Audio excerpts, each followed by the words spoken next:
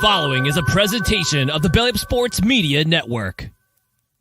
14:20 in the morning, 14 minutes and 20 seconds where the sports talk to get you through your daily commute. Hot takes, recaps, best bets, and a little humor to get your day going in the right direction. Sit back, grab your coffee, and let's get into it. All right, 14:20. I guess it's 14:20 in the afternoon for this March the 3rd, 2023. Today's show is brought to you by Barn Burner Hockey and barnburnerhockey.ca. Use promo code 1420barn to save yourself 10% and on all their all natural hockey products and apparel. I did doing this one in the afternoon today because I thought I'd wait till the big trade deadline. The National Hockey League was all done, but to no chagrin and anything else, there wasn't any major deals done. So that was it. That was that. There's a lot of trades leading up to the deadline. A lot of teams just did some jockeying for position. I don't know if anybody made any vast improvements to make their team any better or any worse. Just some insurance guys here and there. The TSN guys, they were a little bit bored today. There were 7 minor deals throughout the afternoon and throughout the morning. I've been watching ever since 5 or 6 this morning. Nothing really happened. Tough day for those boys, but they persevered and they got it done. They had an entertaining show nonetheless. And anyways, I kind of predicted that a couple days ago.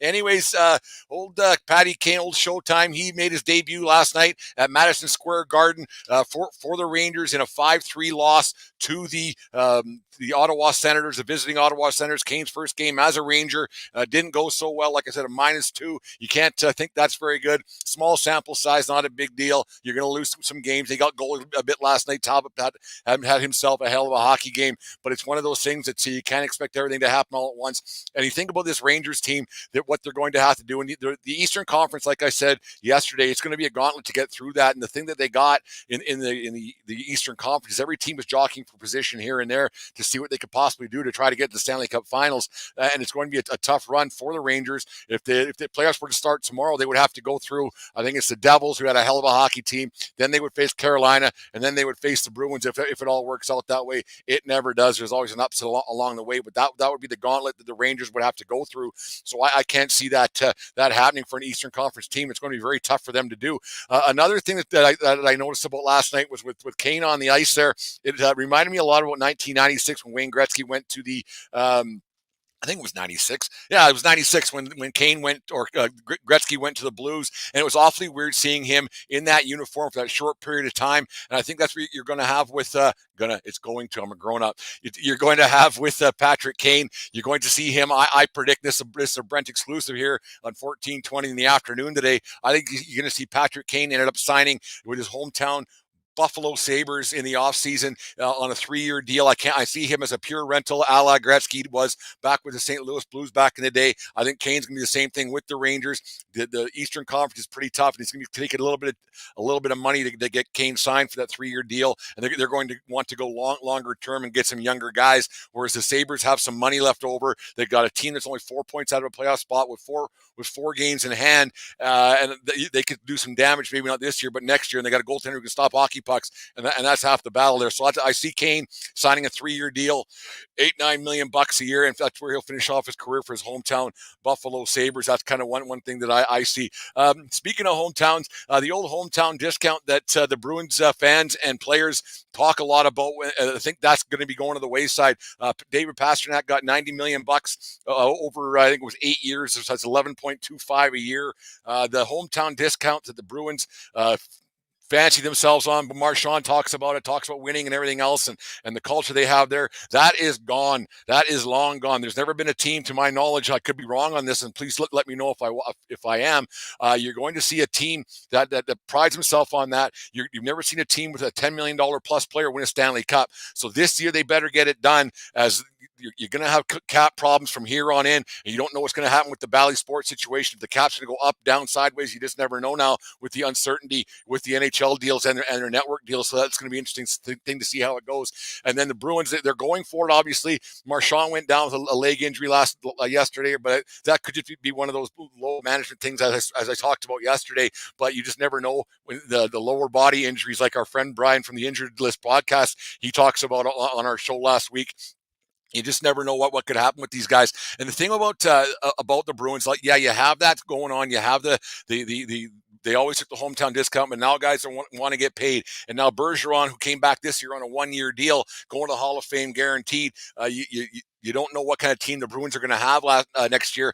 Taylor Hall's down on long-term injury reserve, but that could also be a situation. Foligno's down also, but that could be a situation to free up some cap room, to get under the cap to finish off the season. The NHL screwed up. If you can't be under the cap, you can't be under the cap. And how you put these guys on long-term injury reserve, I don't understand it 100%. It's an odd thing for me. It doesn't make a lot of sense. But anyways, it don't matter a whole bunch. It's just my opinion. I'm entitled to it now and then in the 1420 World Headquarters. The next thing up, the Jets, they got a tough goal there in Winnipeg. They're in a playoff spot right now.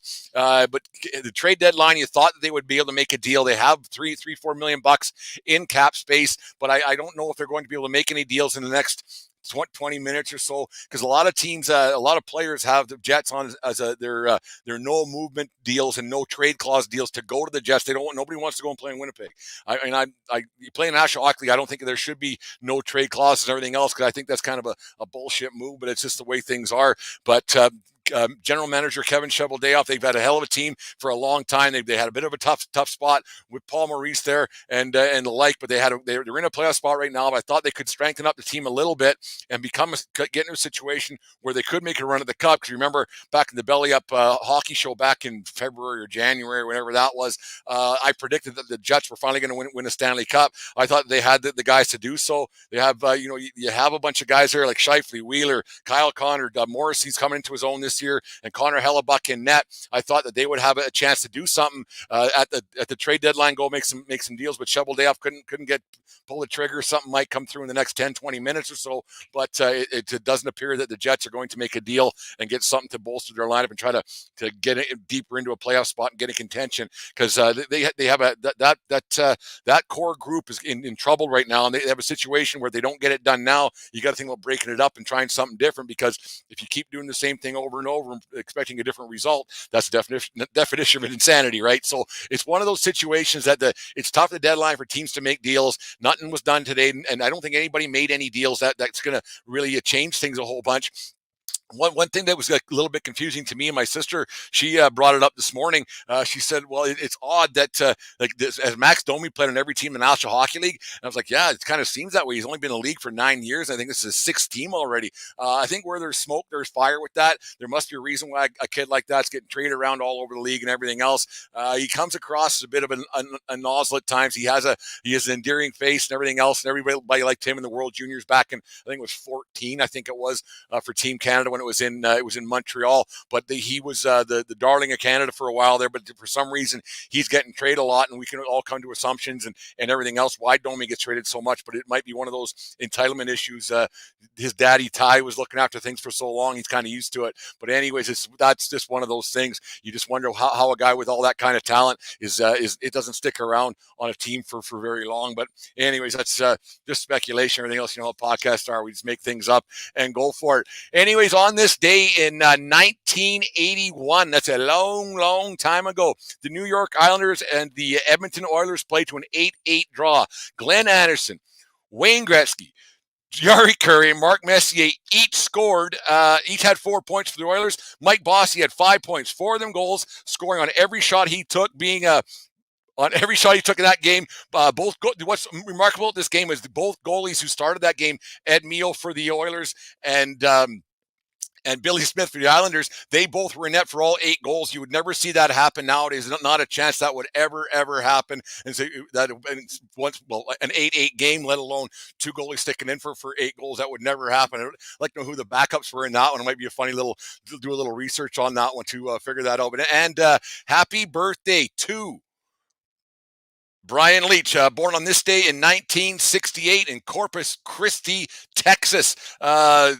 Stanley Cup winner 1994 with New York Ranger Hall of Fame defenseman, 248 goals, 781 assists for 1,028 points over his 18-year career. A Hall of Famer, widely considered one of the greatest, the greatest D-men to ever play the game. An all-time great on defense with the Rangers. Ended his career, I believe, with the Bruins. He had a little cup of coffee as well with the with the Toronto Maple Leafs at one point. But Leach was an all-time great. You remember that great team that they had there in New York with the Rangers. So it was good to see him win a Stanley Cup, go to the Hall of Fame. Seems like a really good guy too. Good hockey player, and he was on that 95 or 96 that World Cup, that team that Mike Richter won that that World Cup of hockey. And he took it away from Team Canada back in the day. So it's just a funny thing with Brian Leach and everything. Happy birthday to Brian Leach. Anyways, we got another show coming up later on this week on Monday night. We're going to be doing a live show for the first time in our long, illustrious history of the 1420 podcast. Me and Dave are looking forward to that. The ballpark tours are going great. I had a great chat yesterday with the guys from Boston, which is odd. The Pesky Report, Boston Red Sox fans. It was a great interview yesterday. We had a lot of fun. Probably could have talked for 4 or 5 hours on that one yesterday. So that was a lot of fun to have a chat with those guys. Released today was the Baltimore Orioles show with our friend Aaron Riley from Bruliana Sports. So that was a lot of fun to have him on there and talking Orioles baseball and just having a nice, quiet, relaxing talk, just the two of us and talking baseball. That's one thing about these interviews that I've been doing. It's been quite refreshing to be able to sit around and have a BS session with these guys and just do some talking and laughing and joking and not being too serious. Anyways, lots of fun, lots of things going on here at World Headquarters. Thanks for tuning into the shows. And like I said, we have our YouTube show coming up on Monday night. Make sure you guys subscribe and listen to this show everywhere, and subscribe to our YouTube channel because it's going to be a fun show. Got some things planned. It's going to be a lot of laughs. Dave's a little nervous, but I'll work his way through it. It'll be a lot of fun. I'm looking really forward to it. So there we go. There's 14:20 for the afternoon. It's not 14:20 in the morning. Like I said, I was trying to get a wait and see how the trade deadline panned out. It didn't pan out for me or anybody else in the TSN crew, but it was a lot of fun anyways. Thanks for listening, and we will talk to you guys tomorrow morning. And remember, it doesn't matter where you are, it's who you're with.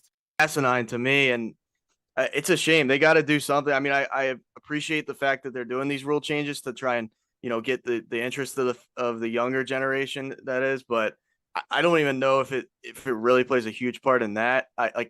We can talk about that too, but it's. Well, that's just it, Aaron, is that if you can't physically watch a game, then what is the point of changing the rules?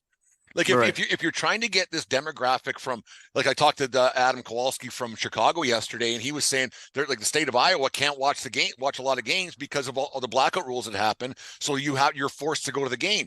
But if you're forced to go to something you haven't watched, why would you go? Like it doesn't make any sense. Because baseball it's a very regional sport, and every team has their, like if you're in New York, you're usually a Yankee guy, and if you're in your area, you're a Baltimore or a Philly guy, and it's just you don't really follow teams across the country. So if you can't see a game in your region because of blackouts and people don't have cable and they don't want to spend the $250 or whatever it is for the app, then you're not changing the rules to say we want the younger generation to watch. Don't talk out of both sides of your mouth.